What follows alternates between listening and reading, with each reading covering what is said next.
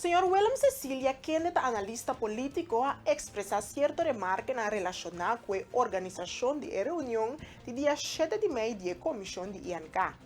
Segundo Cecilia, a forma com a planificar encontro aqui contém algum elemento que está descrito como estranho. Como analista político, sempre me está atento também para o que está sucedendo. Rond mundo também, sobre o manejo que está o tomar. E política de para fora também tem influência de Bonaire. E naturalmente, me está a questão de Bonaire também. E me visa a cair riba uma invitação ou um anúncio de uma reunião de comissão de comissão interinsular e de assunto de reino quando anunciar quando tem uma reunião para a reunião será então depois pode seguir quando a pone agenda e mais bom também a pone com relato ou informação de reunião mês está guardo punina grife e se o povo está interessado, não pode tirar vista arriba e por último também não avisa que a reunião lo guardo transmitir riba YouTube, riba canal de Facebook, etc, etc. Pero agora é coisa bem, é coisa estranho também, tá?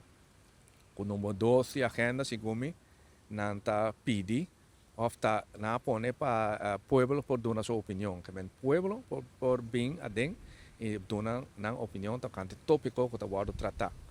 Pero se a reunião será, está com o povo por bem, então bem dar sua opinião, que de uma reunião que está porta será, ou não está pone riba agenda que o povo por dar sua opinião. Sobre o povo, tá instrumento que o povo está dando sua opinião, tá instrumento que está funcionando de uma democracia participatória e de uma democracia que a reunião está público.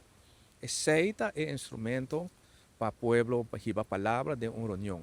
A reunião está público, onde vai dar boa opinião do povo em geral para participar da discussão que é importante será. E esse aí está é para mim estranho. Willem Cecilia subraya a importância de transparência dentro do processo de governo na Bonaire.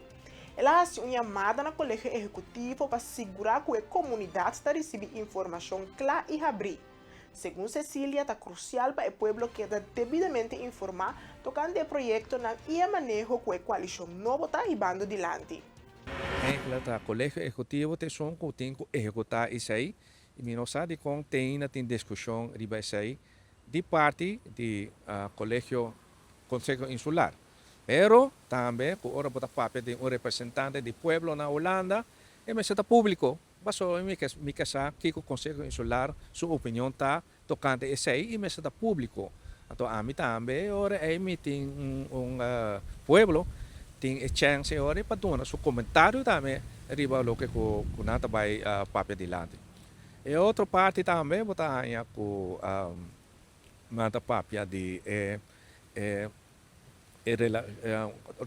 organização que na Atlanta entre Island Best para Conselho Insular na maneira uma união de Conselho Insular não de Bonaire Station também então aí não também nós representantes por nós não sa que com nata hasi de organização aí que decisão você toma que com bota hasi of que assim hasi com esta regra nós não sa esse tipo de coisa mas se modo poner público.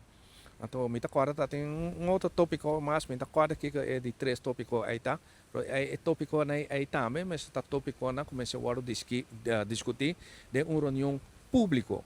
Então pensei, me está bisa, me está assim suplicar também para o Conselho Insular, para por favor, agora que tem Conselho Insular com maioria nova, então maioria nova aí, mas bisa tem que esse tipo de coisa aí nós não está discutindo mais tras porta será. Sobre o colégio executivo, seu trabalho está para controlar o Conselho Insular.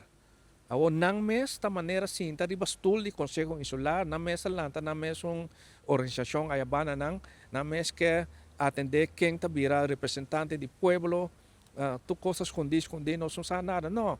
é assunto de representante de pueblo de Bonaire na Holanda, é um assunto de Conselho Insular, de Colégio Executivo. Lá não decidir, lá não escolhe, não general.